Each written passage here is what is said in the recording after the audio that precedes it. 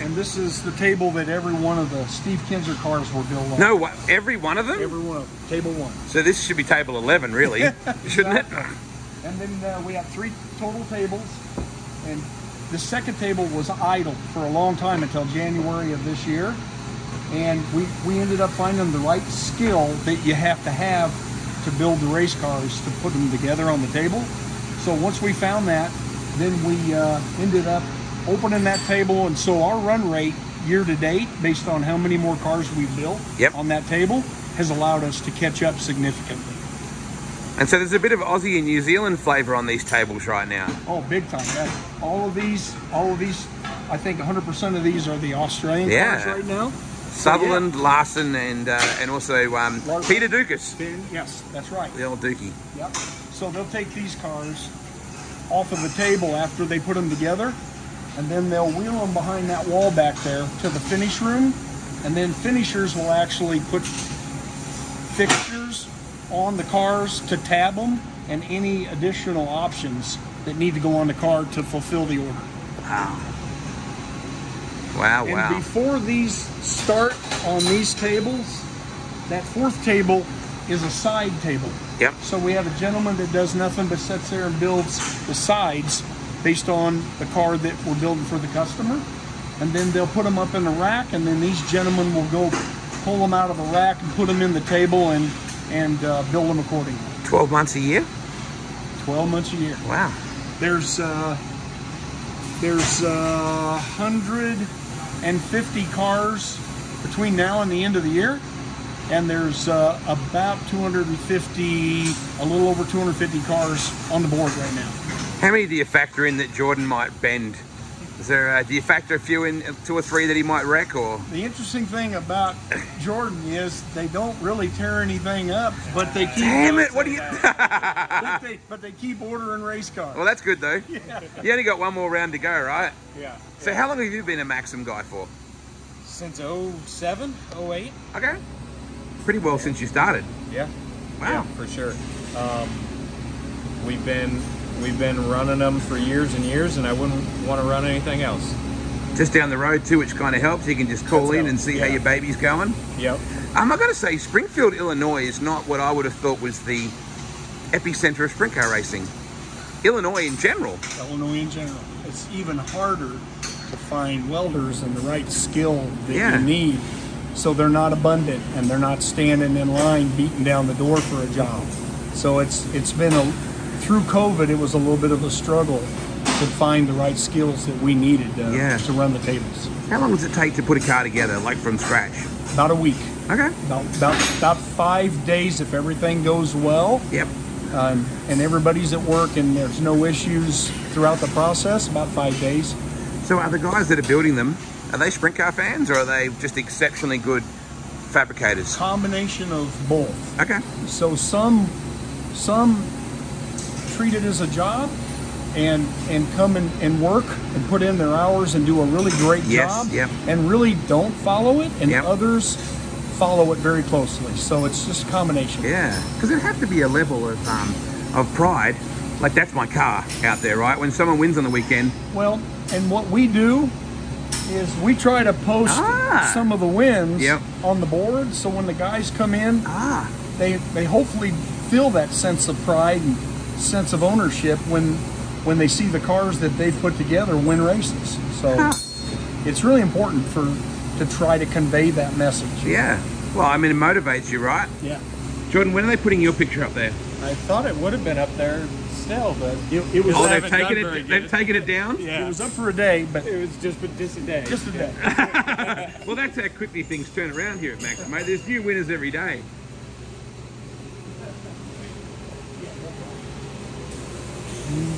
Yeah, that little short Californian won at Hanford, right? Yes. Yeah, he goes all right, I guess. Yeah. Few outlaw championships there, right? Yes, absolutely. Wow.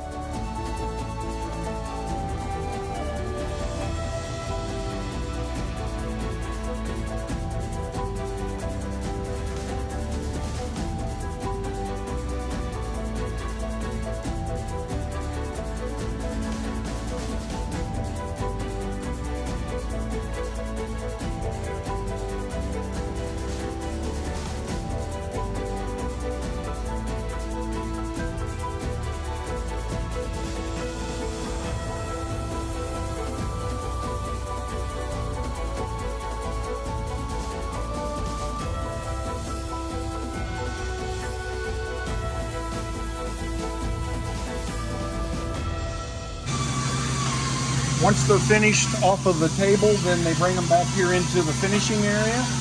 And our finishers actually put all the fixtures. They use, they've got, if you look here, there's fixtures hanging on the wall. Oh, yeah. So there's raised rail fixtures for 39-inch cars. Drivers, teams have their own fixtures that we use for their cars. And everything is mounted on the car and finished with tabs. But they finish the entire car here, and then they'll move it to the body area if it's getting bodied. And one interesting thing that I'll show you as well. So when the last cars, if this car's finished and the last weld is completed on it, then that car is moved over to this table right here. Yep. And the car gets a massage, we call it.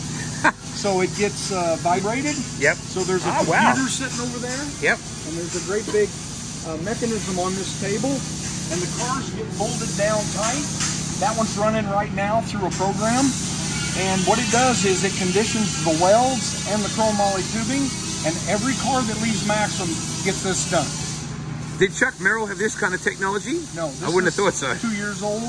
This is the same technology that Don Schumacher Racing and John Force Racing have used for a number of years.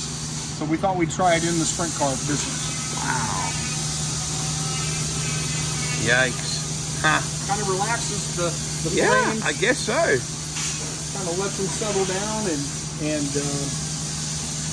imagine like the Schnee and the Gamblers and the Stantons of the world back in the day, the Jenkins. They didn't have this kind of technology to work with. Nobody had it, even Maxim. No. And they probably wouldn't have thought it was important back then either, right? Probably not. This technology wasn't probably, wasn't available back then.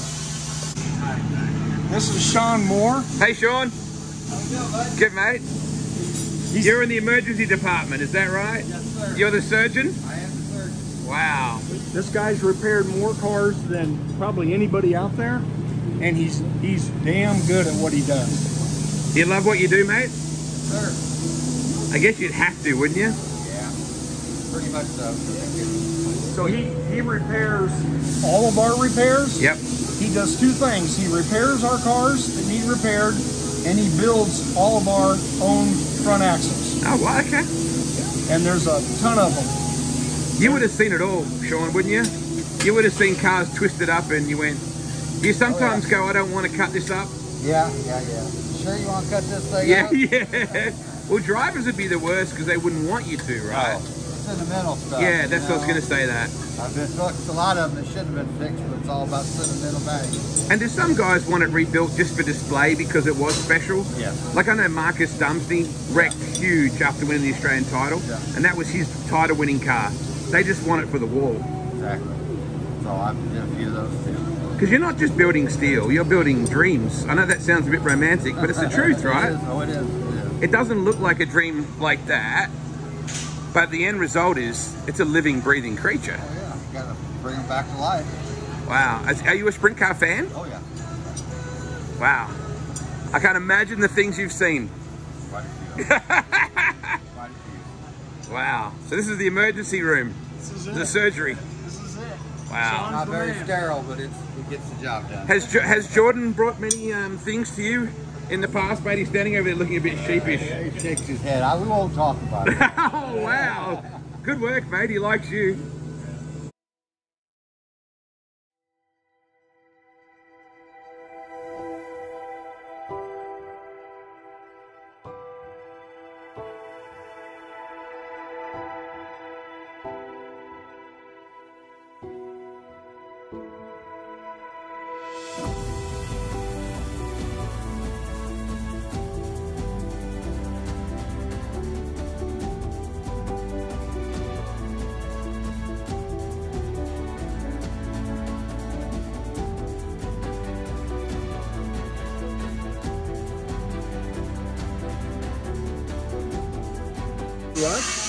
But this is all of our fiberglass inventory that we keep on hand. The carbon is made to order, so we don't stock the carbon.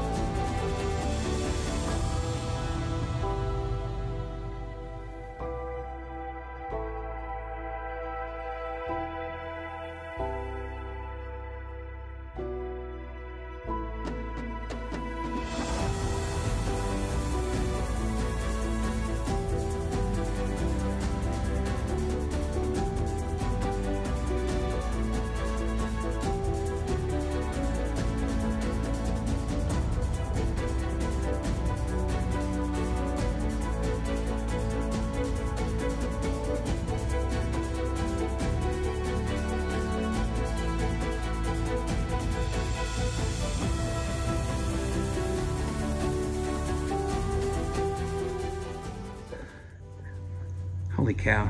I'm at Maxim. Jordan, I'm at Maxim. Did you know that? Yeah. Wow. Wow. What a phenomenal business you two have that Chuck Merrill obviously started, Dan, but when did you buy it? 2014. Yeah, so you're coming up on 10 years. Yep. Yeah. Next year. Have you counted how many chassis you've knocked out since then? Bunch. Yeah. A bunch. Thank God, a bunch. How many per year does it knock? About 400. Yep. That's a lot of cars. And a lot of repairs. Yeah. Probably 80 to 100 repairs, maybe. Yeah. Yep. Why do you love this industry so much? Sprint cars are badass. It's just about that simple, I guess. Yeah, and so are the people. They are. Yeah. People are probably people are- number Yeah. one for me. Yeah. I think The so. relationships that we've built. Maxim's fortunate. We have a lot of good, solid customers. Yeah. Been with us a long time. When you look around here at this, and this is just a very, very small glimpse at the teams and the drivers that you've had. Today is a special day, sadly, that I'm standing here, and I'm sure you both know what I mean when I say that. Greg Hodnett was such a loved person. I got to sit down with Sherry a couple of years ago at her house or a salon and talk to her. That's probably and Jason Johnson's rug is just here. Yeah. It's a constant reminder that mercifully it doesn't happen much, but we are playing for keeps in this sport. Yeah, big time. Yep. And that's got to be on your mind every time you weld a car together. Yep. Oh, every time, yeah. Every time you go to the Quality. races. Yep. Yeah. So with your people that work out there, I was talking to Ron before about it, they're mostly race fans, I would think. I mean, you're going to find some really good fabricators that aren't necessarily emotionally involved, but most of them are, aren't they? Yeah, once they've been here for a little while, they get to learn the names that come through so that they pay attention to them, yeah. It's kind of like making a pair of boots for a quarterback in the NFL and then getting to watch him wear those boots on game day. Yep. To use a different analogy, but 10 years coming up on it, did you see yourself doing this? Like back in the day when you guys were playing around in the backyard, were you building a better tricycle back then, or? We've always been about, racing's always been a primary deal for Since us. we've been in diapers, yeah. we've been around racing. Yeah. I have a feeling you might have had the fastest lawnmower in the neighborhood. Like, You have to try. you would have been a tinkerer, wouldn't have to you? try, yeah. They're the fastest wins. What are the challenges? I mean, we were talking before about COVID, when it stopped the planet, although it didn't stop Pennsylvania. What were the challenges in building a business in a time like that where racing just stopped worldwide? The primary challenge was when it was soft for just a little bit, but when it picked up, it's been wide open since. So that's been the biggest challenge is our guys wanted to work, so we worked. And the volume was just way more than you anticipated in that, what it would be at that time. Isn't that beautiful that the industry is so buoyant and so resilient that we've been able to bounce back? And if anything, I think maybe the sport's in a really strong position in America, probably stronger than I've seen in a long time. Yeah, very strong. Yeah. Yeah. I mean, you guys are at the forefront of that. You would probably measure that more than a promoter measures attendance. You'll be measuring the volume of sales in race cars. Absolutely. Yeah. Backlog has been 6 months minimum since the pandemic. Typically, we'd have stretches where we'd only have about a 4 or 6 week backlog, but it hasn't been under 6 months since all that happened. It's finally just now starting to shorten that window Yeah, wow. because of opening that additional table that we talked about. And through that door over there is a stack of Australian cars. I'm very excited to see you've got Veely stuff back there. You've got Glen 20 stuff back there. You've got Peter Dukas' stuff and also Jamie Larson out of New Zealand. Yep. How much of your market is Australia and New Zealand stuff? This year, we'll be right at 60 cars that go to between Wow. the two. Probably about a dozen to New Zealand and the rest of them to Australia. And that went soft over the last Yeah. 2 or Right. 3 years and has now picked back up. It's like they're catching up, even though the dollar's still not good. right. They're 2 or Yeah. 3 years of not buying stuff. It's The dollar hurts. Yes. big time. Big difference. There's a challenge in building a fantastic product that people don't want to get another one until they absolutely have to. There's a challenge to Right? that. If you build something that's so good Yeah. that someone doesn't want to part with it until they bend it, Yeah. I mean, that's your challenge. How do you measure or balance that? Just the nature of the sport creates repetitive. Yep. Yeah, because it doesn't take much to have to repair or have another. on the flip side, they get one and they like it, then they Yeah. call back and they order 3 or 4 more. Right. And we've talked about, and there's a driver sitting behind me, we've talked about how drivers are fickle creatures. A little bit. They suddenly sense that something's different. They go, oh, the car's not working. And you know what I mean? They'll go to a new chassis or they'll go back to an old favorite. Yep. It seems like this is a mental game as much as anything too. Like a car could be exactly the same off the computer design and the bend, and yet the driver will sense something different. Guy in the seat's got to be happy. So is the guy that puts him in the seat, Yeah. because crew chiefs have a massive effect on what you do as well. Yeah, the two of them have to be happy with what they have.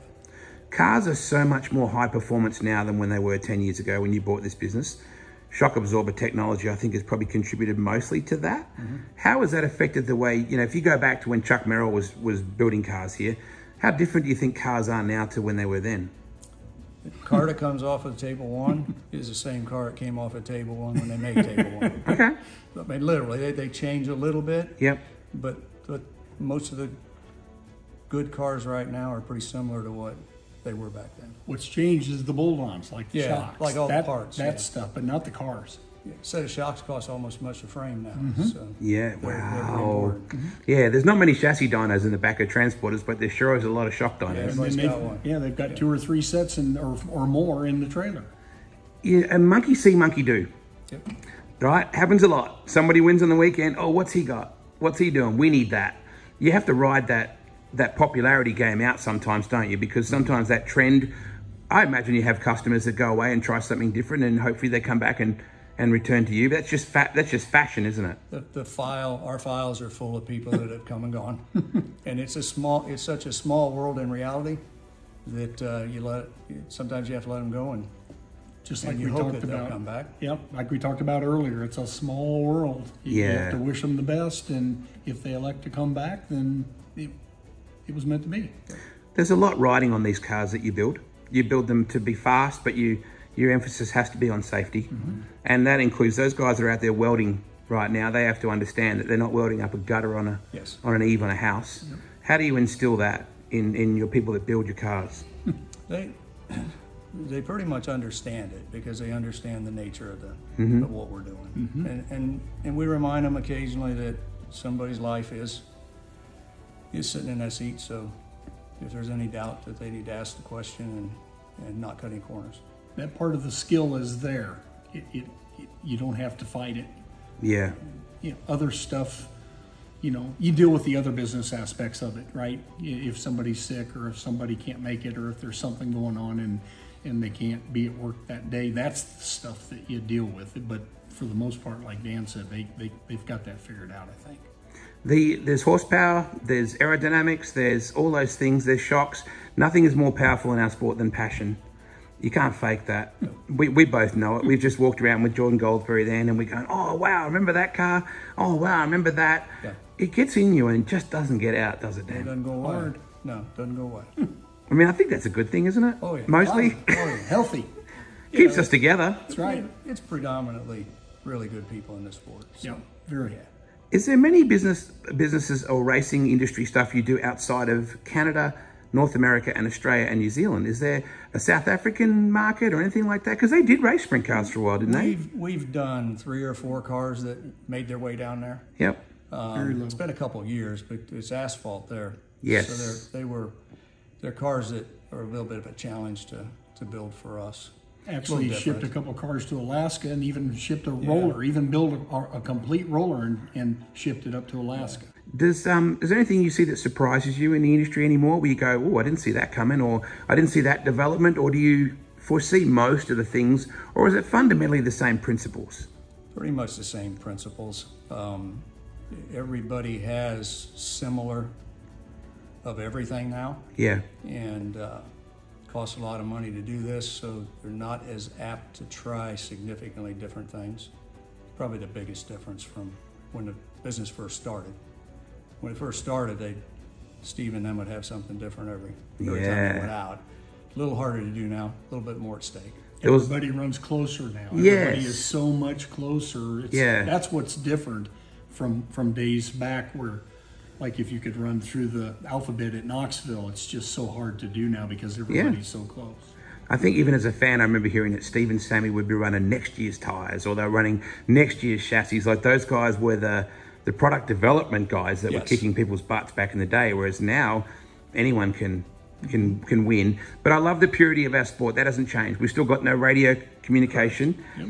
Traction control will always be a discussion point. Always. Don't know what we're going to do about that. Yep. But the fundamentals of building something that's effectively triangular in shape, Yep. goes incredibly fast. The principles are still the same, Dan? I'd say, yeah. Thank God. Right? Thank God there's no push to pass button or bullshit like that. That's right. Yeah. We are still the most pure form, I think, of motorsport. It still comes down to most of the time the best team wins. Is there room in this market for all the manufacturers? Is it an industry that's burgeoning enough that, you know, everyone has a piece of the market? It seems to be. I mean, there's been a little movement lately. There's some come and some go, but it seems like, you know, in our case, if we focus on what we've been doing and take good care of our customers, we don't usually look too hard away from what we're doing. Like I said earlier, that's what our business model was from day one. Yeah. And that is do your own thing, be all that you can be for the customers, you know, do anything and everything that they want, and instead of just providing cookie cutter options. And I think that's been pretty successful. I think we both agree to that. Yeah. You must be very proud. I mean, you probably don't think about it, but if I said to you, you should be proud of this Maxim name in this industry. It's a worldwide market leader. That's why it's still Maxim. That's why it's still Maxim. Yeah. It was part of the appeal to buy it. Yeah.